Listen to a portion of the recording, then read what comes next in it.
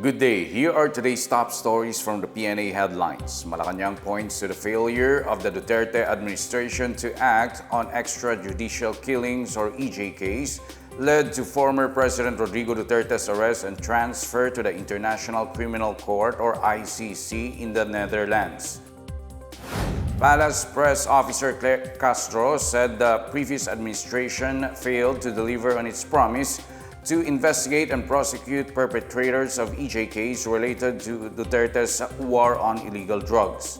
Back in November 2021, the Duterte administration requested the ICC to suspend its investigation into the war on drugs with the assurance that it would hold accountable those found liable. However, in June 2022, before President Ferdinand R. Marcos Jr. assumed the office, the ICC prosecutors said the Duterte administration fell short in its commitment to charge EJK perpetrators. Castro also noted that the House Quadcom launched its investigation on EJK to look into the Duterte administration's accountability.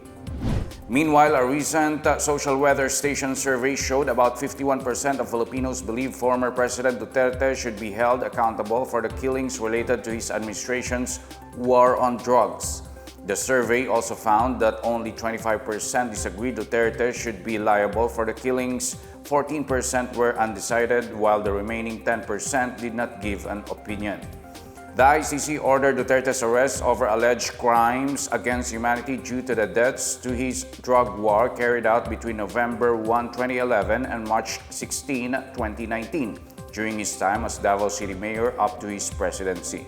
The ICC scheduled the next hearing on Duterte's charges on September 23. Rice imports dropped by almost half in the first quarter of 2025, according to the Department of Agriculture. Total rice imports as of March 13 reached 641,000 metric tons, which was lower than the 1.2 million metric tons imported in the same period last year. DA Assistant Secretary Arnel de Mesa said this means there was no need to import a large volume of rice, especially since the country is expecting a good harvest this year. De Mesa said the DA's aggressive actions to manage the price of rice, as well as India's rice exportation, contributed to the drop in imports. Rice imports increased in 2024 amid fears that the El Niño phenomenon would badly damage local rice production due to droughts. De Mesa also noted that importers are adjusting to the need for rice imports. The National Capital Region Police Office or NCRPO and the Embassy of South Korea have agreed to work together to boost police capabilities and improve the security of the Korean community in Metro Manila. Police Brigadier General Anthony Aberin, Acting Regional Director of NCRPO, met with Consul General Sang Seung Man in Camp Bagong Diwa to discuss ways to bolster law enforcement cooperation. Among the topics discussed include crime prevention strategies, police responsiveness, and deepening partnerships to improve efficiency and effectiveness in addressing security efforts. The NCRPO expressed its commitment to ensure security in Metro Manila, especially for foreign nationals residing in the region. Travelers planning to visit Japan using a multiple or a single-entry tourist visa will not pay for a visa fee as they apply in Japan's new visa centers. The Embassy of Japan in the Philippines made a clarification as it announced the opening of its 5 VFS Global Managed Visa Application Centers on April 7. In a statement, the embassy said visa applicants will only have to pay center usage fees and other additional services they may avail of. The embassy noted that travel agencies or visa centers are expected to have their own fees to manage to streamline thousands of visa applications a day. The new Japan Visa Application Center charges a center usage fee of 520 pesos at the same time of application, as well as a visa fee depending on nationality and the application, and 1,500 pesos for premium services. Meanwhile, travel agencies affiliated with reliable travel organizations may accept new applications and bring them to the visa center on behalf of the applicant. Applications will no longer be accepted at accredited agencies on April 6. The embassy is opening 5 JVACs in Cebu City, Davao City, Makati City, Parañaque City, and Quezon City.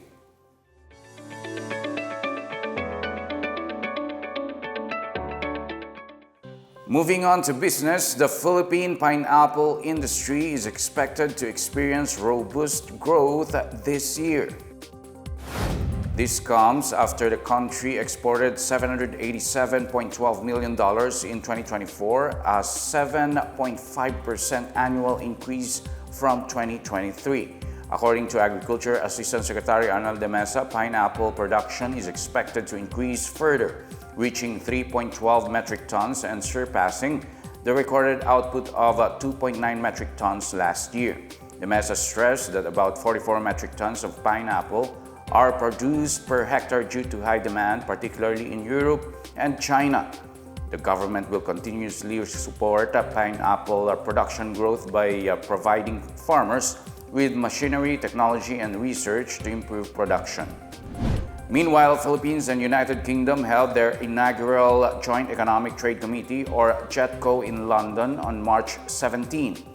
The meeting aims to boost their current bilateral trade, which is worth around 207.87 million pesos or 2.8 billion pounds.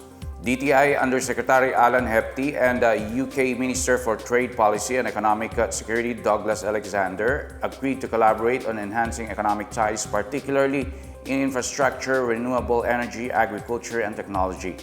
In a news story, the UK government highlighted the huge opportunities offered to British by the Philippines as one of the fastest growing economies in Asia, with the second largest population in Southeast Asia.